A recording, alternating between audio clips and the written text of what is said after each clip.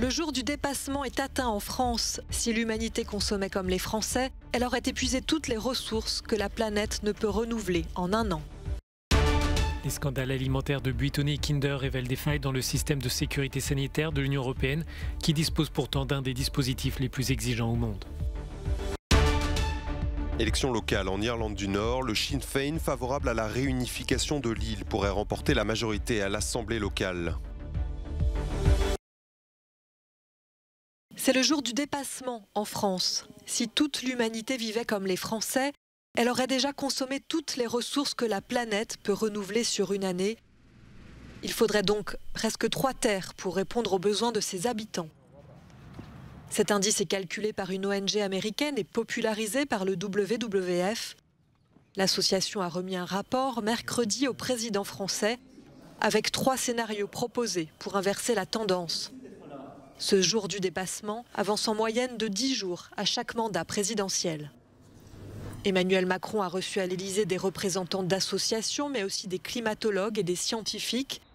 Il veut que son futur Premier ministre soit chargé de planification écologique. Certains experts de l'environnement jugent son premier mandat très insuffisant et ils craignent une opération de communication juste avant les élections législatives. Pour la 2e fois en quelques semaines, Buitoni est à nouveau dans la tourmente d'un scandale alimentaire. Une nouvelle plainte a été déposée en France pour intoxication à la bactérie E. coli dans une gamme de pizzas. Ces 2 affaires s'ajoutent aux 150 cas de contamination récemment révélés à la salmonelle dans 9 États membres, cette fois à cause de chocolat Kinder. Ces affaires révèlent des failles dans le système européen de sécurité alimentaire, considéré pourtant comme l'un des plus sûrs au monde. Pour les associations de consommateurs, ce n'est pas tant le dispositif commun qui est en cause, mais le manque de moyens des États et de volonté des industriels. Nous avons, il y a déjà 3 ans, publié un rapport qui mettait en évidence une diminution assez préoccupante des ressources qui sont affectées à ces contrôles officiels, donc aussi bien en termes de budget que d'effectifs des services sanitaires. Et donc, ça peut éventuellement conduire à ce type de scandale, puisque si les industriels sont simplement laissés à même, si on se repose entièrement sur les autocontrôles qu'ils réalisent, eh bien on risque de passer à côté de certaines non-conformités. En moins de 20 ans, les effectifs de contrôle ont diminué de 7% en Espagne, de 10% en Belgique et de 30% en France. Le Parlement européen demande un renforcement législatif depuis de nombreuses années. Pour certains, il est paradoxal de laisser aux entreprises le soin de contrôler ses propres produits. Cette ambiguïté affaiblit le système européen. Non. Aujourd'hui, on a beau dire qu'on produit la meilleure alimentation du monde, ce qui est vrai. Mais quand je dis non, je suis peut-être un peu sévère en disant ça. Mais je pense que c'est aussi volontairement, parce que je pense qu'il faut que l'on progresse sur ce champ-là. Il faut qu'on améliore la législation et il y a encore une marge de progrès. Donc on peut avoir confiance, allez, je vais dire pour 80%, mais il y a une marge de 20% sur laquelle il nous faut encore progresser pour garantir un 100% donc, à l'échelle communautaire. Contacté par Euronews, le lobby européen de l'industrie alimentaire, Food Drink Europe, ne souhaite pas faire de commentaires sur ces 2 cas. Ces affaires concernent les entreprises, explique l'organisation dans sa réponse écrite, avant d'ajouter que la sécurité alimentaire demeure une priorité pour Food Drink Europe et ses membres. Elle assure poursuivre son travail avec la Commission européenne, les partenaires des chaînes alimentaires et les acteurs pour assurer les standards de sécurité les plus élevés.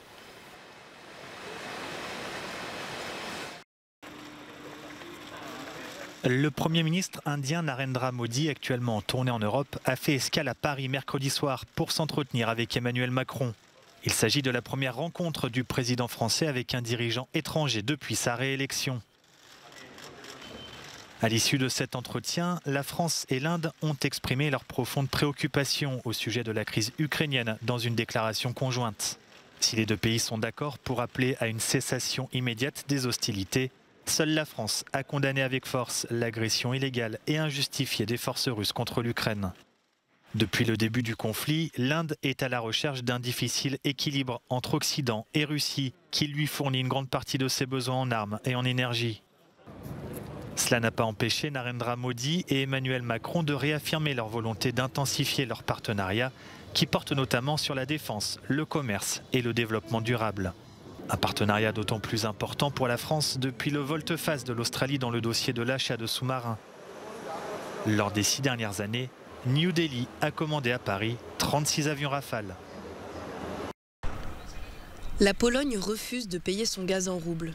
En conséquence, Moscou lui a fermé les robinets. Près de 50% du gaz naturel utilisé en Pologne est fourni par la Russie. Mais étant donné ses importantes réserves, pleines à près de 75%, et les sources alternatives de gaz, la Pologne espère s'extraire totalement de sa dépendance au gaz russe. Nous devions honorer le contrat d'approvisionnement Yamal et c'est pour cela que nous importions encore autant de gaz russe. Grâce à cette coupe, nous avons l'opportunité de chercher ailleurs notre gaz naturel. Et donc, avec le processus de diversification déjà prêt et un pourcentage record de gaz en stock, nous sommes tout à fait prêts à abandonner le gaz russe. Bien sûr, une certaine panique a fait grimper les prix du marché pendant plusieurs jours, mais c'est habituel dans notre secteur parce que les investisseurs ont toujours peur quand la Russie se met à perturber le marché du gaz.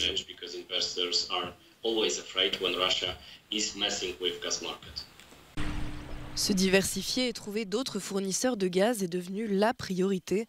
La Pologne s'est principalement concentrée sur l'ouverture du gazoduc Baltic Pipe, qui devrait acheminer du gaz depuis la Norvège. Nous avions déjà planifié d'être complètement indépendants d'ici la fin de l'année.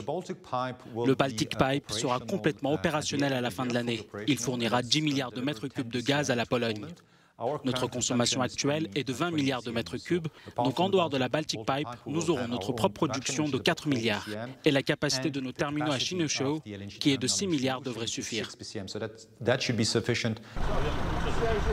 Mais la coupure par la Russie n'est pas la seule explication de cette transformation en cours en Pologne.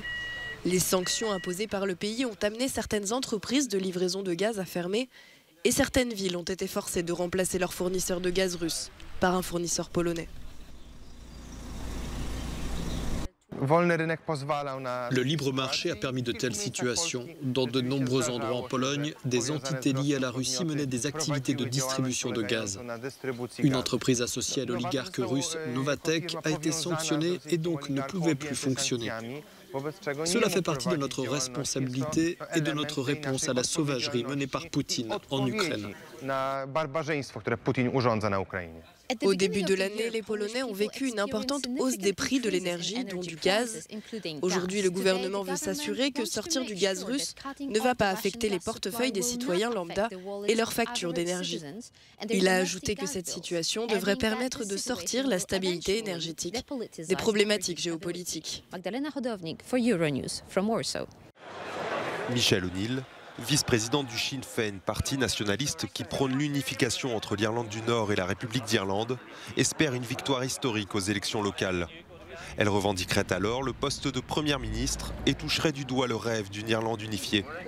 Côté unioniste, le chef du DUP, Jeffrey Donaldson, prône lui le maintien du rattachement politique à Londres et la suspension du protocole qui instaure une frontière douanière entre l'Irlande du Nord et le reste du Royaume-Uni.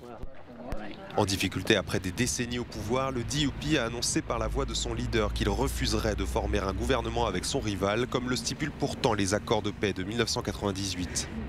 Une victoire dans les urnes du Sinn Féin, jamais gagnant dans l'histoire nord-irlandaise, mais donné en tête dans tous les sondages depuis des semaines, provoquerait un profond séisme et accentuerait la pression sur le Premier ministre Boris Johnson. 24 ans après les accords du Vendredi Saint, l'Irlande du Nord et ses 1,9 million d'habitants restent profondément marqués par les divisions communautaires et le souvenir des violences meurtrières entre les deux camps. Le verdict des urnes est attendu vendredi à la mi-journée.